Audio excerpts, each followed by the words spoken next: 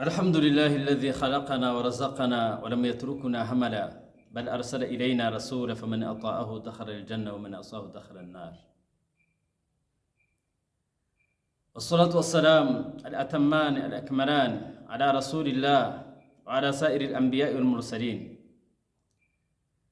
وعلى آل بيت رسول الله وعلى صحابته الكرام وعلى من تبعه بإحسان إلى يوم الدين. وبعد، فإن أصدق الحديث كتاب الله وخير الهدي هدي محمد صلى الله عليه وسلم وشر الأمور محدثاتها وكل محدثة بدعة وكل بدعة ضلالة وكل ضلالة في النار.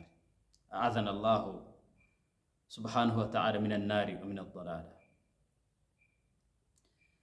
dutangiye dushimira Allah subhanahu wa ta'ala we waturemye kandi akaturemera n'amafunguro adutunga mu buzima bwacu bwa buri munsi, ndetse nta nubwo yadutereranye mu buryo bw'imyemerere, ahubwo yagiye atwoherereza intumwa ndetse n'abahanuzi mu bihe bitandukanye kugira ngo zitwigishe zinatwereke inzira nyayo izatugeza ku Mana Nyagasani subhanahu wa ta'ala by'ukuri.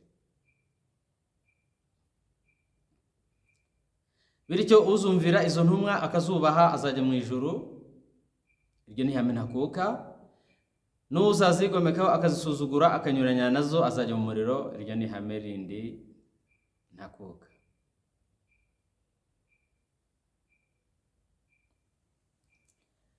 Amahoro n'imigisha bigwire kandi bisakare ku mukunzi wacu intumwa yacu Muhammad sallallahu alaihi wasallam, we nabiwe bose ndetse n'abasangirangendo be n'abamuyobotse bose, natwe turimo kuzageza ku munsi mperuka, dusaba Allah ko yadushyira muri abo ngabo tukazava kuri iyi si turi abayisilamu beza kandi nyakuri. Amagambo meza ni amagambo y'Imana, n'umurongo mwiza n'uwo twasigiwe n'intumwa y'Imana Muhammad sallallahu alaihi wasallam, ari wo murongo w'Isilamu. Ibintu bibi n'ibihimbano, kubera ko ibihimbano aho biva bikagera birayobya, kandi ubuyobe bwose buganisha mu rutazima. Imana Nyagasani uturinde. Iyo uyobye ntago ugera iyo washaka kujya, uraguma ukarindagera bikarangira utageze aho wendaga kujya. Dukomeje twibukiranya ku mateka yaranze abasangirangendo b'intumwa y'Imana Muhammad sallallahu alaihi wasallam. Uyu munsi nanone turi kumwe n'umusangirangendo ukomeye w'intumwa y'Imana Muhammad sallallahu alaihi wasallam, wakoze ibikomeye cyane mu Islamu, akitangira Uislamu. Uwo nta wundi ni Talhatu bin Ubaidillah.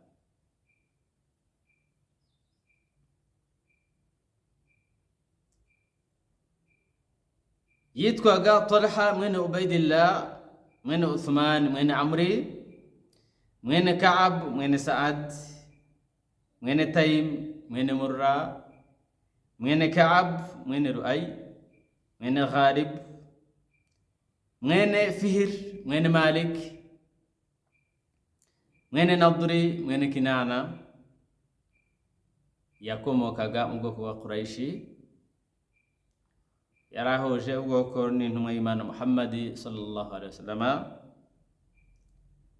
Ubwoko bwari bukomeye cyane kuri kiriya gihe, ndetse ni nabwo bwoko bwayoboraga Maka ndetse bukanayobora na Al-Kaaba. Gusa uyu we yavaga mu muryango w'Abatayimi, ubwo intumwa Muhammad sallallahu alaihi wasallam we yavaga mu muryango w'Abahashimi. Yavukiye Maka, yakundaga kwitirirwa umwana witaga Muhammad, bivuze ngo yitwaga Papa Muhammad. Ariko hagati aho hari n'andi mazina intumwa Muhammad sallallahu alaihi wasallam yagiye imwita kubera ibikorwa bye by'indashyikirwa yakoraga by'ubwitange ndetse n'urukundo no gufasha abababaye ndetse no gufasha abakene.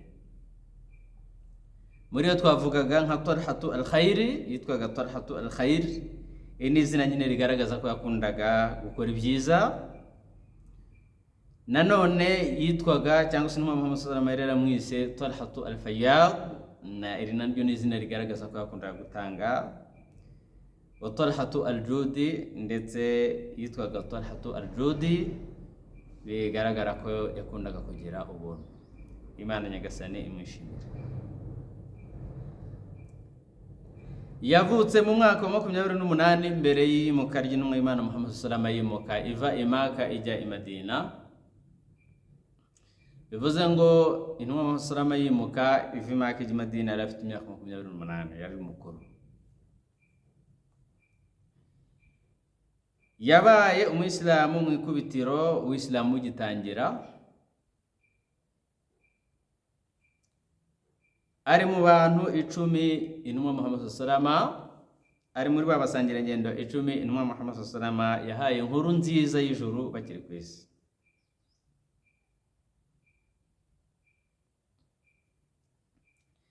Muri abasangirangendo twavugamo nka Abubakari, tukavugamo Umar, tukavugamo Uthman, tukavugamo Ali ibn Abi Talib, tukavugamo Talha ibn Ubaidillah, tukavugamo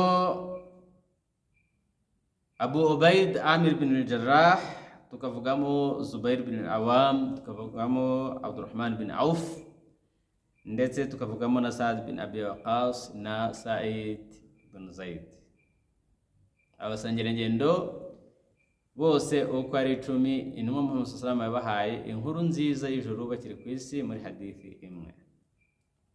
Hari n'abandi basangirangendo bagiye bahabwa inkuru nziza y'ijuru, cyangwa se intumwa Muhammad sallallahu alaihi wasallam ihanura yuko ari abantu bo mu ijuru, ariko noneho intumwa Muhammad sallallahu alaihi wasallam ivuga mu zindi hadithi atari iyi hadithi yavuzemo abasangirangendo 10 bose bakurikiranye.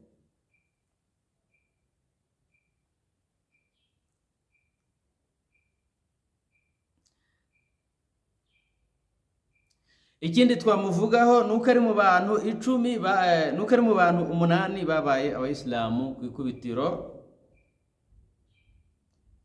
yani ari mu bantu 10 babaye abambere mu kuba abayisilamu. Ikindi twamuvugamo cyangwa se ikindi twamuvugaho nuko ari mu bantu 5 babaye abayisilamu biturutse kuri Abubakar Siddiq. No kuvuga ngo Abubakar Siddiq niwe wabakoreye da'wa, abwira ibyiza by'Ubuislamu, barangije baramwitaba bemera kuba abayisilamu. Muri abo ngabo twavugamo Uthman mwene Affan, nawe yabaye umuyisilamu turutse kuri Abubakari.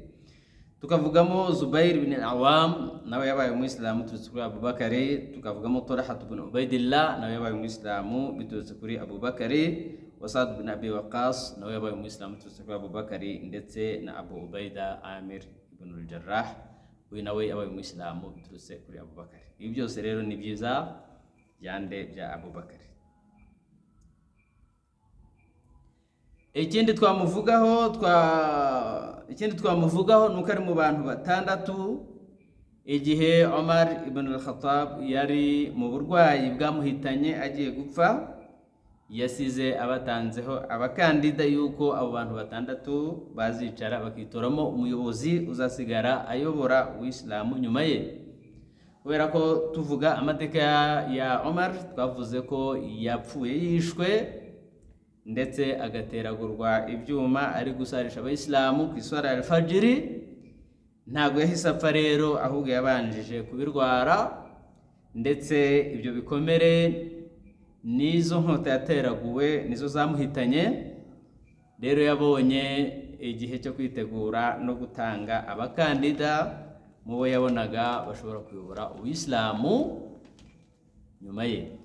Mu bantu yatanze rero hari harimo nande, hari harimo na Talhatu bin Ubaidillah.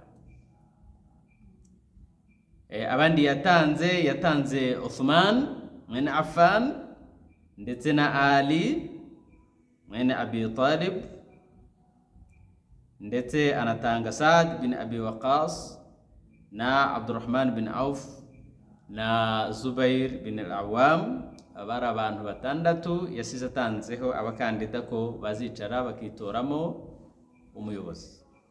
byaje kurangira rero ubuyobozi bwegukanye cyangwa se butwawe na Uthman mwene Affan, nk'uko twagiye tubibona mu nyigisho zacu ndetse n'ibiganiro byacu byatambutse. Bari abantu batandatu, hanyuma Abdurrahman bin Auf we yahise akuramo kandidatire ye Umar bin al-Khattab akimara gupfa, kubera ko yabonaga ko wenda ubuyobozi atari cyo gihe cyo kuba yaba umuyobozi. Hanyuma basigarira abantu batanu, ariko noneho Abdurrahman bin Auf nk'umuntu wari ufite inararibonye niwe wabahagarariye. Biza kurangira rero ubuyobozi buhawe Uthman ibn Affan muri abo bantu uko ari batandatu. Ikindi twamuvugaho nuko igihe kimwe yari ari kumwe n'intumwa y'Imana Muhammad sallallahu alaihi wasallam ku musozi, hanyuma umusozi uratingita cyane umeze nyine ufite umutingito ushaka kubagusha. Hanyuma intumwa Muhammad sallallahu alaihi wasallam irawubwira iti, yewe wa musozi we tuza, kubera ko uguhagaze hejuru ni intumwa y'Imana ndetse na Siddiq umwizera ariwe Abubakari, ndetse na shahidi yavugaga ni Talhatu bin Ubaidillah, kubera ko intumwa Muhammad sallallahu alaihi wasallam yanamuhanuriye yuko azapfa aguye ku rugamba akiri ku isi. Igihe kimwe aravuze ngo uzashaka kureba umuntu waguye ku rugamba akiri muzima, akamureba agenda ku isi, azarebe Talhatu bin Ubaidillah. Yari umusangirangendo rero bakataraboneka, wari ufite ibigwi bikomeye cyane, witangiye uwisilamu mu buryo ubwo ari bwo bwose, kugeza naho intumwa Muhammad sallallahu alaihi wasallam imuvuze ibigwi by'uko azagwa ku rugamba, akabimuhanurira ndetse akanamuhanurira yuko ari umuntu wo mu ijuru akiri ku isi. Mama we yitwaga Sa'ba umukobwa wa Hadrami, nawe yabaye umuyisilamukazi ndetse yimukana n'intumwa y'Imana Muhammad sallallahu alaihi wasallam. Igihe intumwa Muhammad sallallahu alaihi wasallam yimukaga iva i Maka ijya i Madina.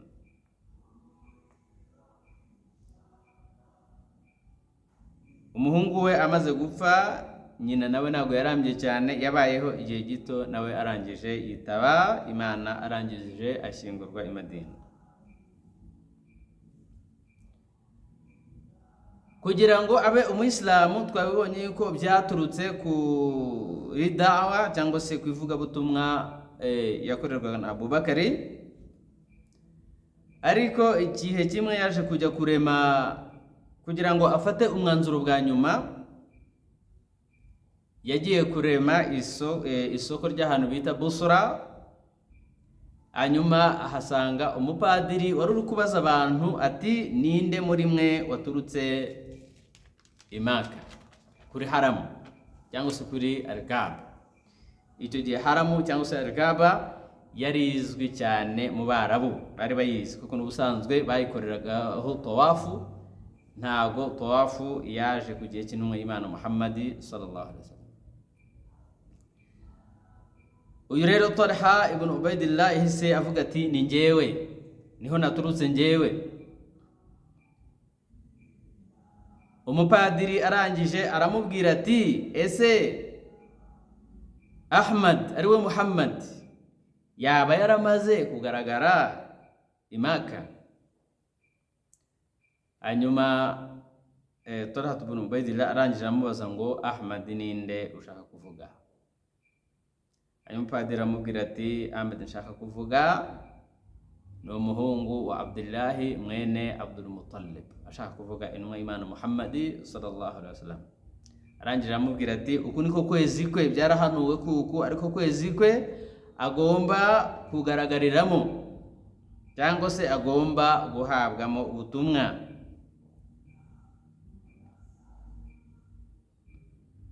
Ati kandi niwe uzasozereza intumwa n'abahanuzi, inyuma ye nta yindi ntumwa izongera kuza.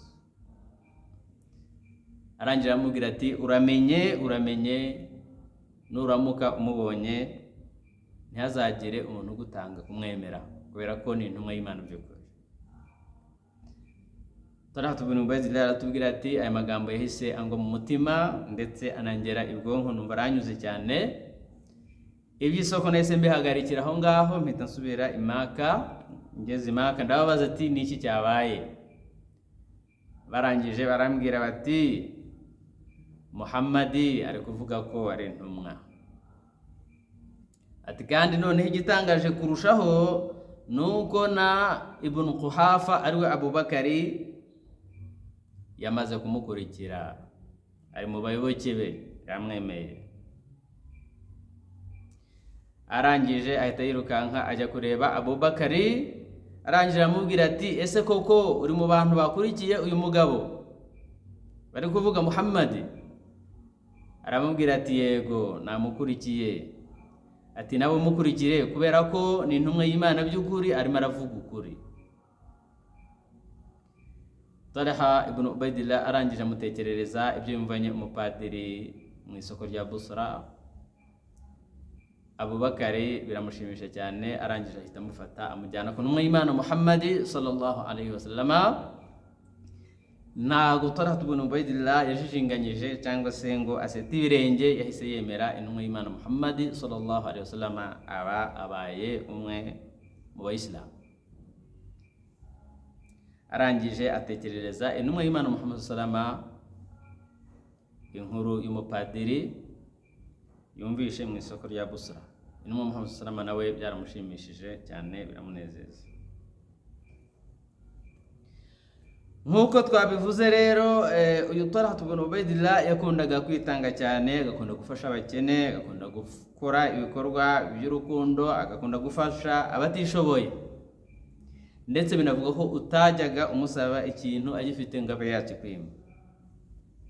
Ibi nabyo biri mu byo twamuvugaho. Imana Nyagasani subhanahu wa ta'ala imwishimira. Yarwanye ingamba zose hamwe n'intumwa y'Imana Muhammad sallallahu alaihi wasallam, keretse gusa urugamba rwa Badri nirwo atarwanye. Yagaragaje ubutwari bukomeye cyane ku rugamba rwa Uhud, aho bavuga yuko intumwa Muhammad sallallahu yaje yisanga iri yonyine iri kumwe n'abantu bagera mu bantu 11 cyangwa 12, na Ubayd na Talha ibn Ubaydillah yari ari muri abo bantu. Abantu bose abahakanyi baraje bashaka kwica intumwa y'Imana Muhammad sallallahu alaihi wasallam, bakitambika bakarwana, bose bagenda bapfa umwe kuri umwe, hasigara Talha ibn Ubaydillah wenyine. Yararwanye karahava, arwanirira intumwa y'Imana Muhammad sallallahu alaihi wasallam, yirinda yuko intumwa Muhammad sallallahu alaihi wasallam hari icyo yaba cyangwa se yakicwa. Kugeza ubwo muri uru rugamba niho Talha ibn Ubaydillah yaje gucika intoki ze ndetse n'ukuboko kwe gufatwa na paralisi. Ni naho intumwa Muhammad sallallahu alaihi wasallam yaje gukurikira amenyo ye yo hejuru. Ariko Talha ibn Ubaydillah amateka tubwira yuko abahakanyi bamujombaguye inkota, bamutera amacumu, bamutera imyambi, kugeza ubwo umubiri wose we wari wuzuye ibikomere. Nta rugingo rwe na rumwe rutari rufite igikomere, mu mutwe, ku maguru, mu nda, mu mugongo, mu gatuza, ku maboko, ku birenge, ahantu hose hari ibikomere, ku buryo bavuga ko yari afite ibikomere ku mubiri we byageraga mu bikomere 20, kubera kwitanga no kugira ngo gusa arwane ku ntumwa y'Imana Muhammad sallallahu alaihi wasallam. Yapfuye rero mu mwaka wa 36, yapfuye rero mu mwaka wa 36, wari umwaka wa 686. apfira aho bita Basra, nabwo apfa nyine ari ku rugamba, ari kurwana,